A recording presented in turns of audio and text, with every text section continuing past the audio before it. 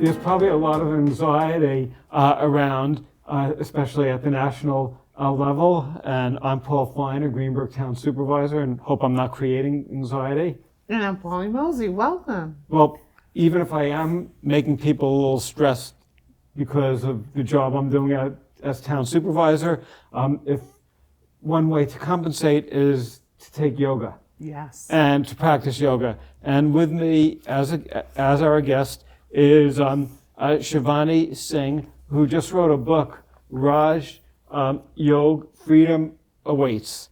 And thank you very much for joining us. And am I correct? If you take yoga, you could be a little less stressed out? A little less stressed, absolutely. Stress will happen, but we have now the tools to equip ourselves to handle better the stressors and the challenges of life. Wow. Could you tell us just a little bit about yourself? My name is Shivani Singh, and I have been practicing yoga for 16 years. Yoga really started as a physical fitness exercise, which I enjoyed. I returned back to it because there was something in the movement in itself that kind of connected me to go back to the class. However, it was after 3 to 4 years where I started to see the benefits on a psychological level. My family saw me change in a way of that I have less anxiety, less anger, and it really felt magical how quickly from the state of being angry, anxious, nervous, I would bounce back to a normal state. That's great. And that's got me to really study more in depth that I started to create my own lab where I started to self-study. So there's this concept of swadhyaya, which means introspection, where I started to see what's really causing this change and how the movement, the breathing exercise could be the catalyst for that change. I do like a lot of exercise. I go on the bicycle every day. I'm on the elliptical machine. I'm on the treadmill, and I enjoy it. But every year around June, we have at Richard Presser Park on Central Avenue a yoga, day, and the Indian Consul General shows up, and I find it so hard. And I don't know why, because I enjoy exercise, but I think yoga, for me, it was really tough. How long does it take an average person who might be a little stiffer to feel comfortable with yoga? I really can't say that. I feel yoga is a connection that you enjoy. And most of the people, they really like yoga because it's sometimes, not sometimes, it kind of relaxes them. At the same time, like all experiences, certain experience of yoga may not resonate. And I have written in my book that maybe you need to try a different teacher, a different class at a different time where that experience may resonate. So flexibility is a byproduct of movement, but I think the unique thing about yoga is it's very relaxing in nature, and flexibility happens over time. Right, because when you look at your book and you have different photos over here, there's some of these. It's like this over here. I would never be able to. Do. I don't think I could ever do that. Over here, there's like so many photos over here that are tough. So for say somebody who's not as flexible, are there like steps for beginners? Right, that's a good question. Absolutely. So these poses are pretty advanced, like in nature. However, to get the benefits of yoga, believe it or not, you don't need to get to these postures. You can still have the same benefits without these postures. These postures, like if somebody is into running, and then they really work on the timing, is what yoga means to me. It's getting more into this as a way of movement. And it took me, I think, 3 to 4 years to get to that space where, believe it or not, I could not touch my toes. Like it really started that way. But the style of yoga that I practiced, it's pretty amazing. It's called Sun Salutations, Surya Namaskar, which is the practice in itself. You really don't need to do anything. It impacts every part of the body, physical health, mental, and that got me really limber, strong, energetic, which I talk in the book, The Practice of Sun Salutations. And that helped me to get to these postures. So can anyone, I mean, for our listening and viewing audience, can anyone take yoga, or is it for a certain age group or a certain body type or shape, or anyone can take this yoga and receive the benefits of it? I think yoga is a universal practice for everyone, irrespective of age, of gender, of abilities. Absolutely. If you can follow the instructions, you can do yoga. So thank you for dispelling that myth, because I think myself and many other people feel that, this is a practice for athletes. Like Paul said, we look at these positions and we can't, and so we shy away and we close that door and your And so what you're saying today, by educating our viewing audience, is so important that we should all be running to can you tell us where your studios are so we can come and just even see a class and maybe, pull our fears away for this new year, do something new, and give ourselves the gift of yoga and do this. So can you tell us where your studios are? I started teaching yoga privately, so I'm more like a private yoga instructor. That's even better. And then I teach at Rockefeller State Park. For last 4 years or 3 years, we have been, working in the summer and the winter classes. Then outside? Outside and then indoor in the art gallery. That's wonderful. Oh, that's great. That's beautiful. That Yeah. must be amazing. And then I do my Zoom, and I am heavily invested in Studio Yoga 6, where I teach multiple classes and give teacher trainings as well. Well, so how can we contact you for this new experience for many of us? Be a new experience. How do we contact you? To contact me, I can give you my information where I'm available. You can reach out and I can give you about my classes, what times they are held. Is it on the website? Do you have a number? I'm just saying for our viewing audience, how can they contact you? My website is shivaniyoga.org, and I'm on Instagram and Facebook as Shivani Yoga. And all the information is also in the book. One of my goals over the years was to see if we could have like a yoga program at Richard Presser Park on Central Avenue. It's very visible, and maybe on mornings, have a class for anybody who would want it outside. And I thought it would be really neat if while you're driving on Central Avenue, you could basically see a whole bunch of people practicing yoga. It's such a visible location. Absolutely. And, that's something that I really, really thought. Now, somebody, has insomnia, and they basically are in the middle of the night, they can't fall asleep. Does yoga help them have a good night's sleep?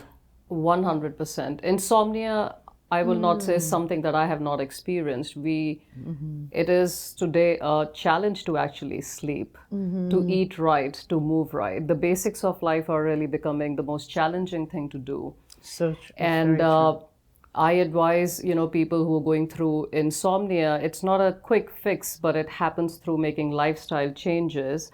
However, at the time that one experiences that anxiety, that panic, the heart rate, and inability to go back to sleep, focusing on deep breathing is as simple as it can be. Reverse counting can help, where you are maybe focusing on 10 breaths. You are taking an inhale, exhale, counting 10, 9.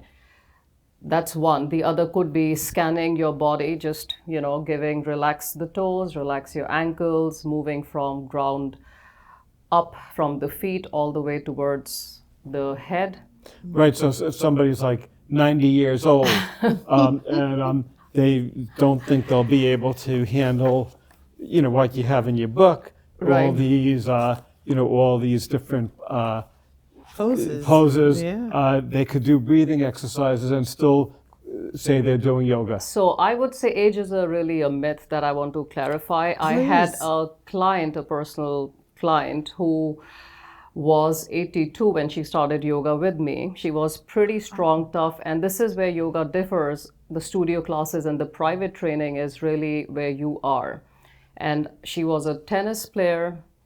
She was one of the most strongest, robust women physically, mentally, and we created a practice that allowed her to do a lot of things she never experienced before. And one of the most beautiful things I remember, she told me that that I don't baby her, and at 82 she feels there is so much more to life than throwing gentle yoga at people of certain age. And as I'm 50, I don't like yoga, because you're old, you should do this. It's a very specific practice that caters to your individual needs. So that really happens more in a one-on-one setting.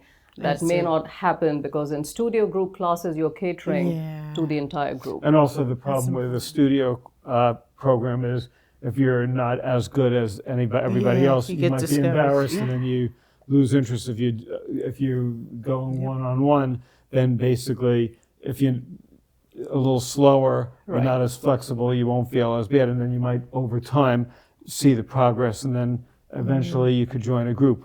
Absolutely. I mean, that's what a lot of people do when I train them, but also not everybody, wants to give that kind of money in one-on-one, because money dynamics is also more. Exactly. And maybe they don't want to give that kind of money, right? So it's both ways. So I would recommend anyone who says that they're not flexible, they feel shy. I think it's not others how they see us. I think we see ourselves, we judge ourselves and release that judgment. Who cares what we can do or what we cannot, right?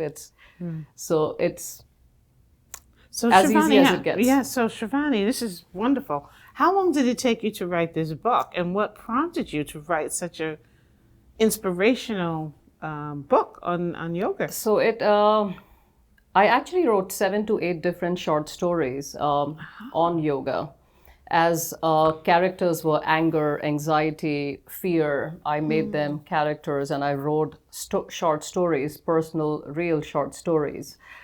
But then I was conflicted as to, I don't know, and then I changed the entire book. It took me 1.5 years to write the 7 to 8 short stories, but it took me less than 2 months to write this book, because I just thought, I'm not sure if I want to do that. And once I had a thought, what I want to do, it just flowed like right away. Wow, That's incredible. 2 months. Wow. Yeah, if somebody is like, if they have a choice of say going to a gym or yoga, do you get pretty much the same benefits from either or? I should not say that, I favor yoga, but I cannot say gym is bad, right? It's a connection. I do think that what people need to understand is that yoga is not just flexibility. It is strength training. It's mentally, it's endurance training, physically, mentally. But those things really happen, like I said, one-on-one. But my practice was just so strong that a lot of people who go to gym, they cannot do those things what yogis can do when it comes to strength. And is it also tied into meditation? Yoga is a meditative practice. Right. Exactly. So there's also a notion that meditation is separate, and this is just a physical practice. But when you focus on one thing, that is meditation. So meditation, how I understand it, is focused attention, and you are channeling your mind to stay focused on instructions, your breathing.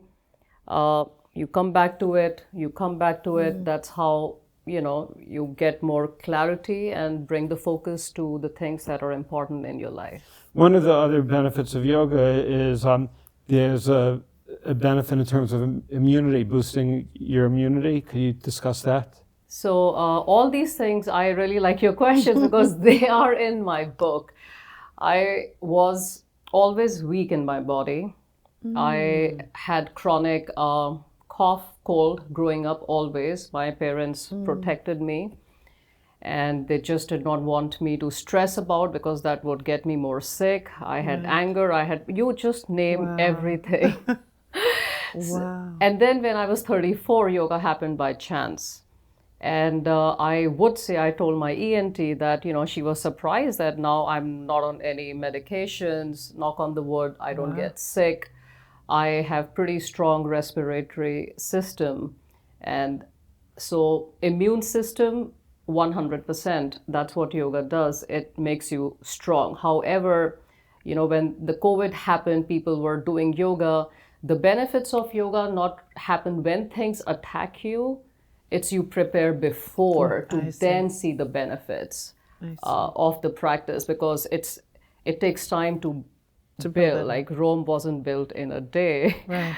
So what would you recommend for our viewing audience? Like for us, you mentioned earlier that your family saw these immediate changes in you.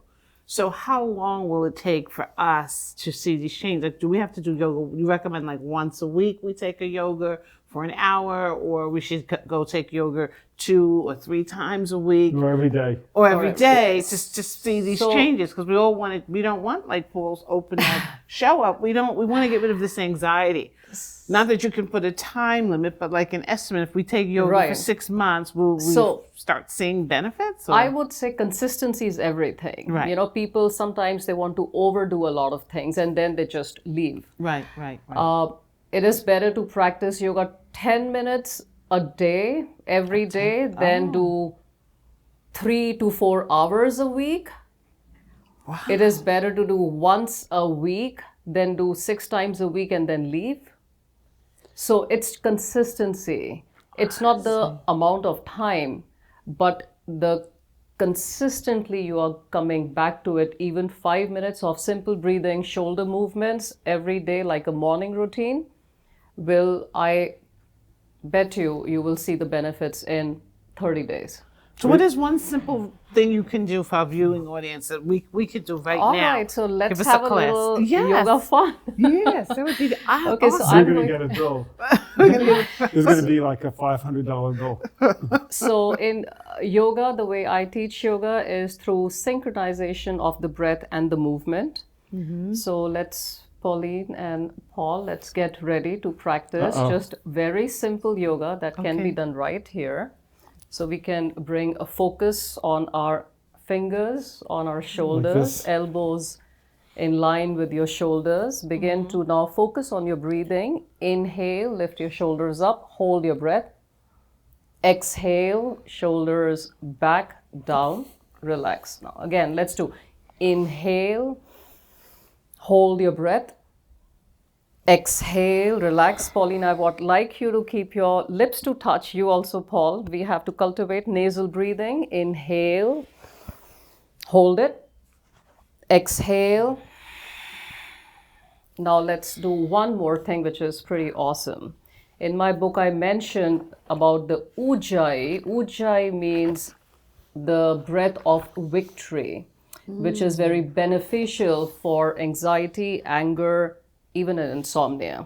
So let's just practice that breathing technique. We will inhale, constricting the muscles of the back of your throat, holding your breath, and then breathing out through the nostrils. So let's begin. Inhale.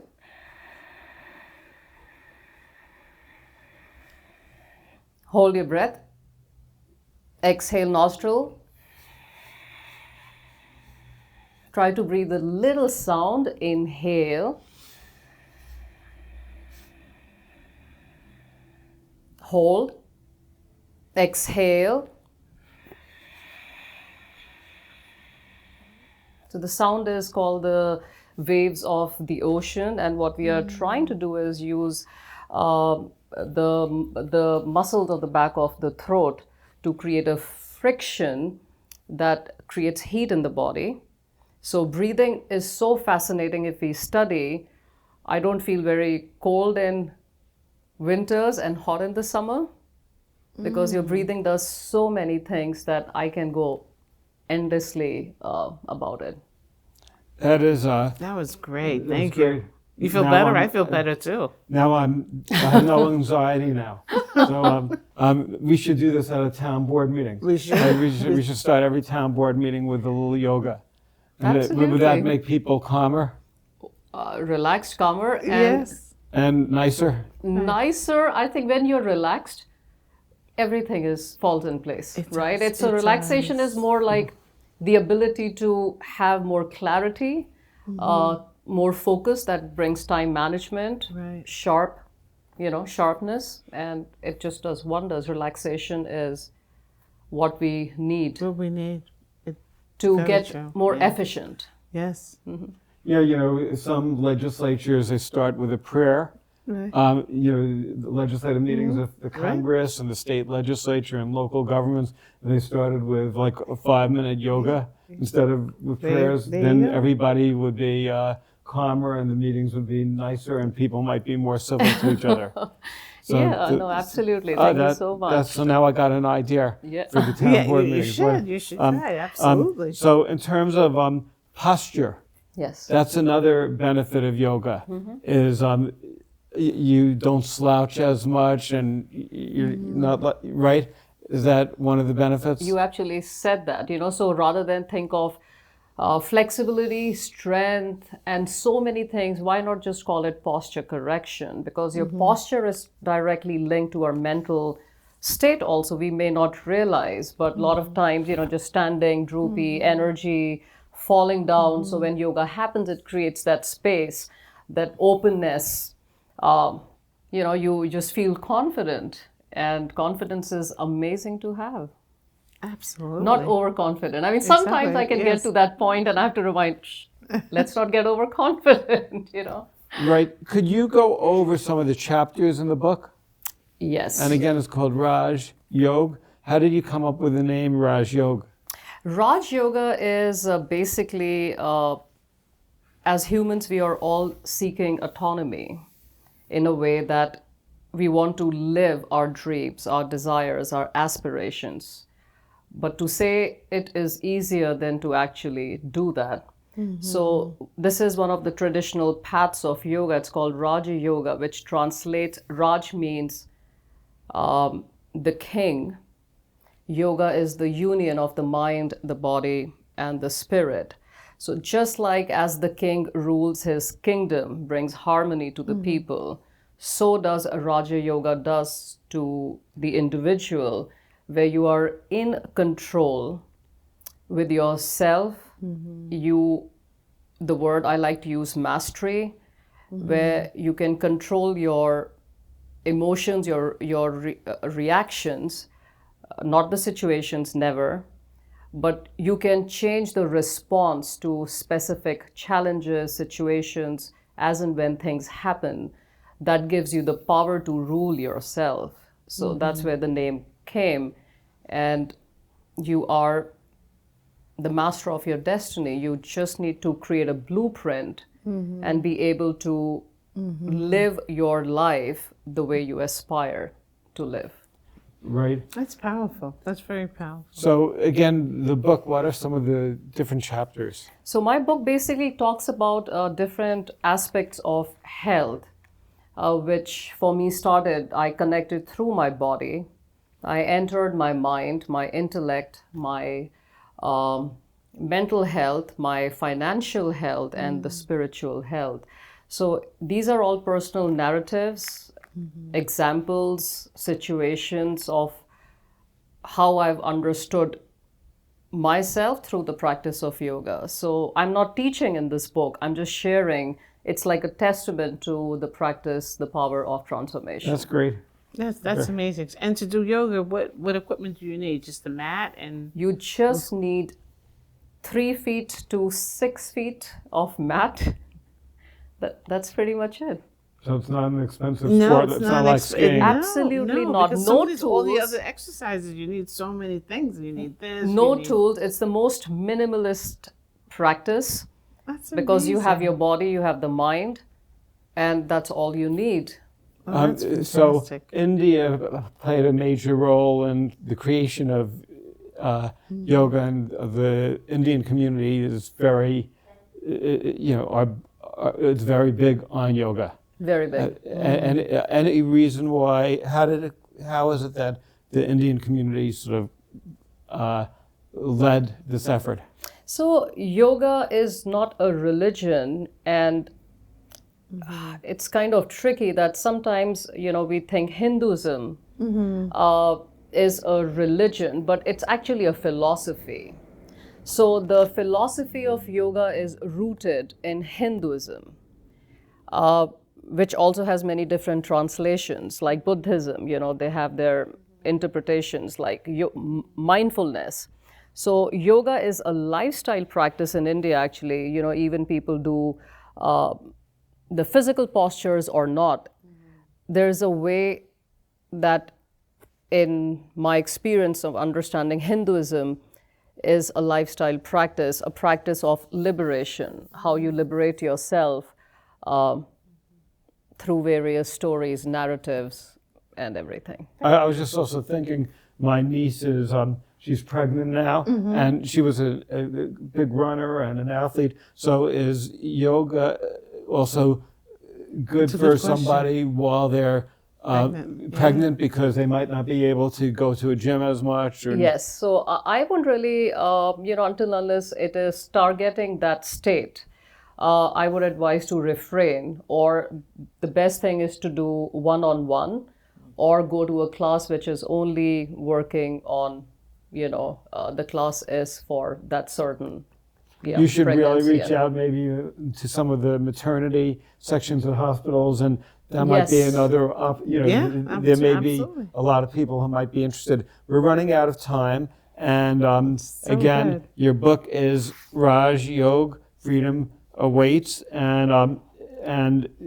hopefully a year from now, everybody will be able to do one of these poses. To do one pose. To do at least some of these poses. Absolutely. But again, thank you very, very much for joining us, and good luck. And now, when before every town board meeting, I'm going to breathe differently. Absolutely. Thank you so much, Paul and Pauline, for inviting me and having me here with you. Great, thank you. Thank you so much. Thank you. Thank you. Great.